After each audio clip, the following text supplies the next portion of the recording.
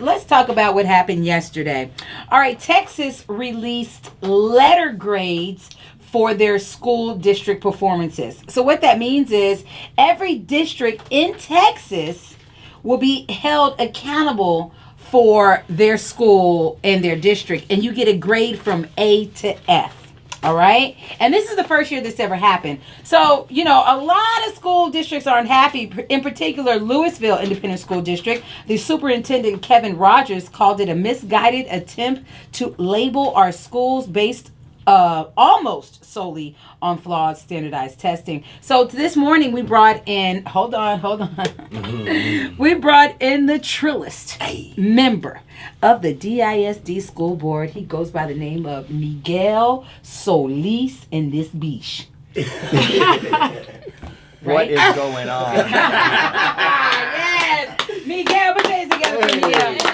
No, for real. Miguel is a member of the DISD school board. And Miguel, how long have you been a member? I've been on the school board since 2013 and started off at 27 years old. So Were you the youngest? Are you the youngest? Yeah, You youngest look like I was gonna say you look young. you look like fresh air. Thank you. I appreciate that. But you should also make it real clear. I got no hair left. And the reason I have no hair left is because of all these years on the school board. Oh, Right. Okay. So I'm only 32. Don't get it twisted. So you're Right, saying the right. school board gave you that George Jefferson? Absolutely. How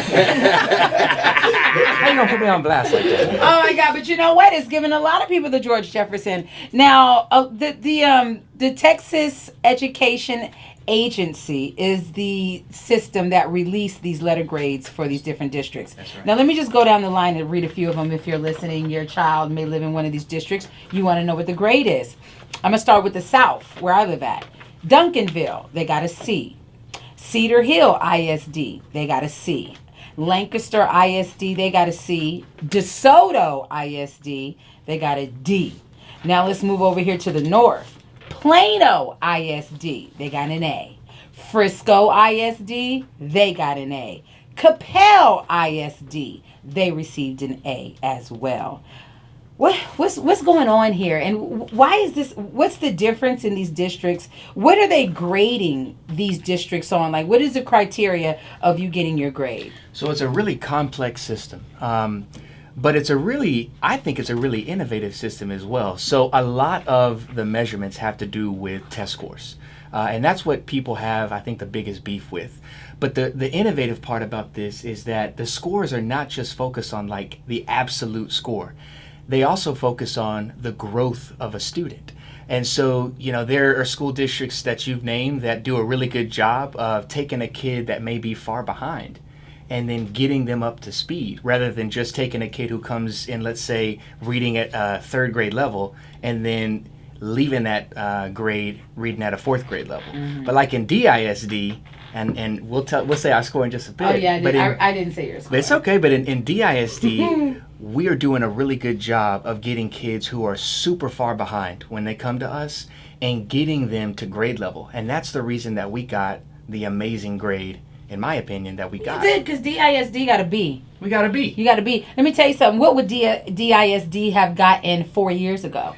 Man, 4 years ago, probably about a D. Yeah. Based on where we were. Let me tell you this, Vita.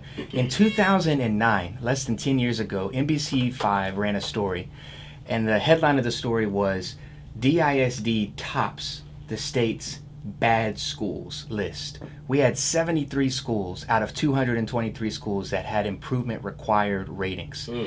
This year, 3.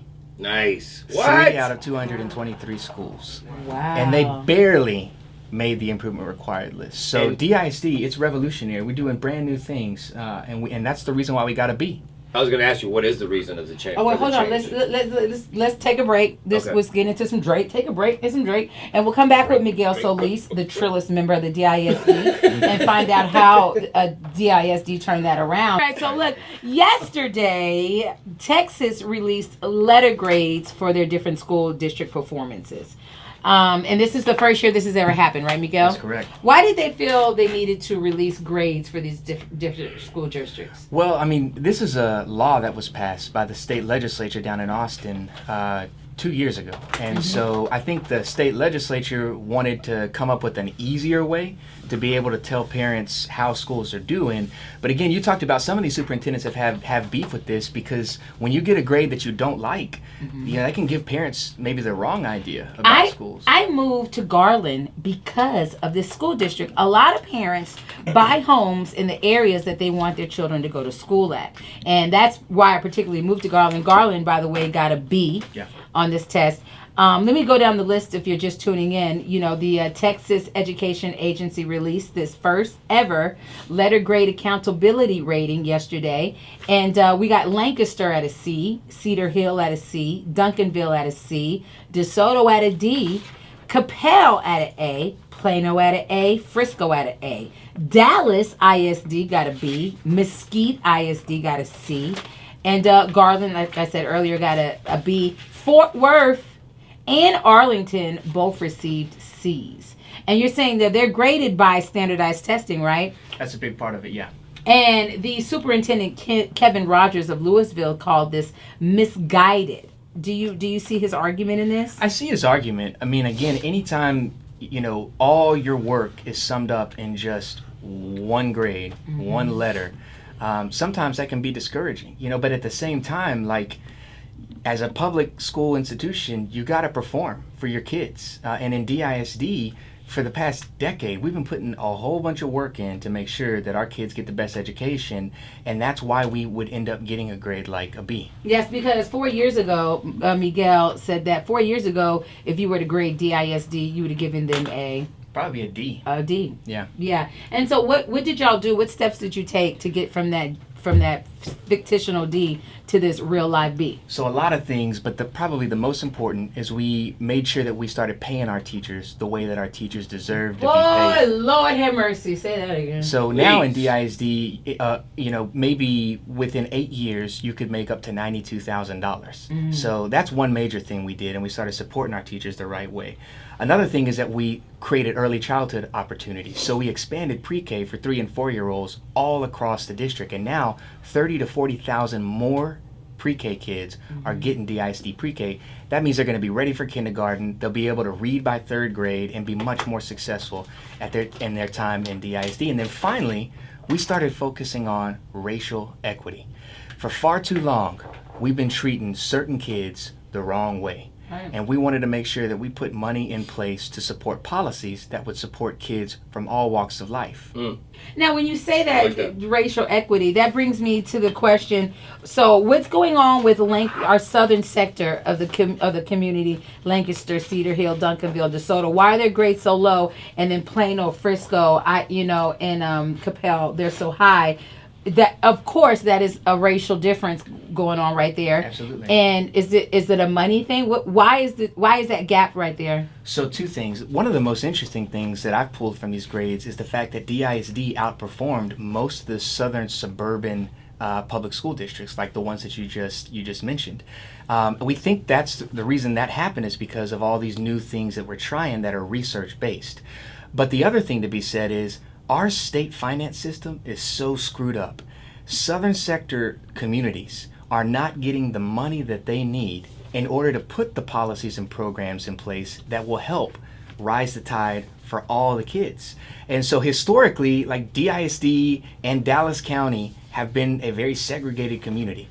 People that are affluent and mostly white are living in the northern part of the city, and those that are from the middle to lower income brackets and mostly Hispanic and African American kids are living in the southern sector. And they traditionally haven't been treated the way that they need to be treated and supported the way they need to be supported to get the best education and to break the cycle of poverty. And that needs to change. How do we change? Because DISD changed on their own. But if I'm a resident of Duncanville, which I am, DeSoto, Cedar Hill, Lancaster, what do I do? How do I start to make sure that my child's school goes from this C to the A that I feel like my child deserves to have, like Plano, Frisco, Dallas, and Capel? Here's 3 major things that a parent or a guardian can do. Number 1, show up to your school board meetings.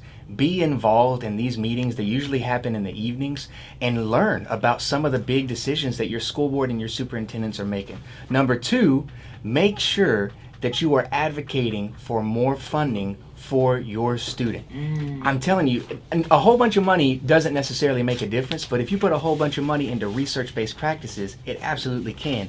And then lastly, advocate for things like more pre-K, better paid teachers, making sure that we stop out of school suspending kids at pre-K through fifth grade levels and focus on building up their social emotional learning standards so that they can see themselves as successful and not get caught up in the Instead school of to a prison problem. pipeline. Yeah, Exactly. you don't want your kid to see themselves as a problem. You want them to see it a total different way. Now, does these grades impact future funding for these schools and the districts? They absolutely do. The way that the grading system is set up is it's an accountability system. And so, if you receive a D or an F for a certain amount of years, I mean, your school could absolutely be closed. And so that means that teachers are going to be out of jobs, they're going to have to find other work, students are going to have to go to other schools, and it impacts the funding of the district as well, because it's one less option that you get to provide your kids.